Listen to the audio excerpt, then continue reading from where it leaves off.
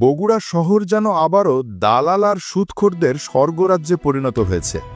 চলছে আওয়ামী লীগপন্থী দালালদের বিএনপিতে পুনর্বাসন প্রক্রিয়া, সবই টাকার বিনিময়। গত ১৭ বছর যারা আওয়ামী লীগের হয়ে দালালি করেছে, আজ ক্ষমতার পালাবদলের আশায় তারা বিএনপির পতাকা তলে ভিড়ছে। কারণ বর্তমান সময়ে ক্ষমতা হস্তান্তরের সম্ভাবনা বিএনপির হাতে। তাই এক একজন দালাল এখন রং বদলে নিজেদের টিকিয়ে রাখতে মরিয়া। এই দালালদের মধ্যে সবচেয়ে কুখ্যাত নাম জুবায়ের আহমেদ জন। যে জন একসময় আওয়ামী লীগের হয়ে রাজনীতি করত, এখন টাকা ঢেলে বিএনপির রাজনীতিতে ঢুকে পড়েছে।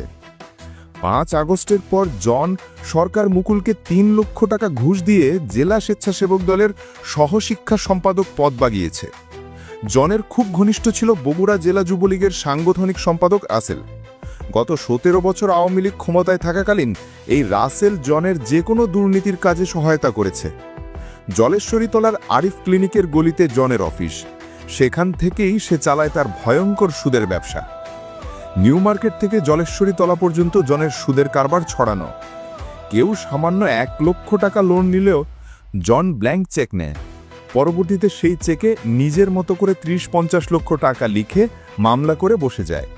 তারপর মামলা দিয়ে ব্যবসায়ীদের হয়রানি করে অর্ধেক টাকা হাতিয়ে নেয় মীমাংসার নামে।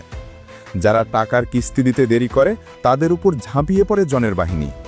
ব্যবসায়ীদের কেউ দেউলিয়া হয়েছে, কেউ বা কারাগারে গেছে জনের মামলার ফাঁদে।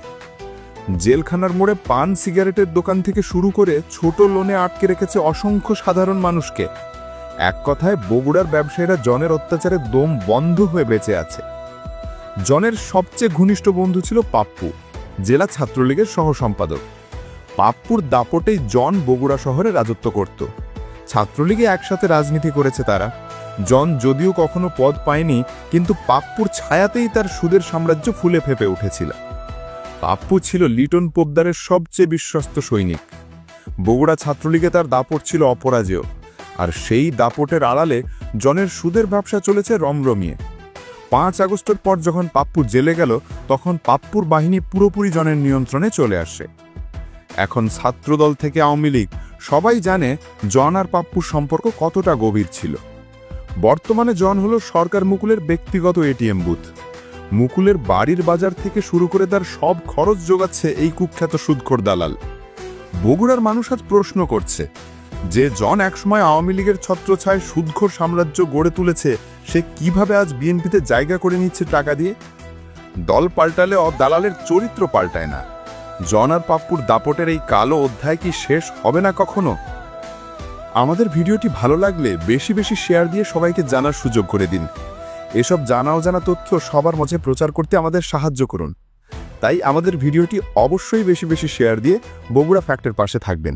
ধন্যবাদ।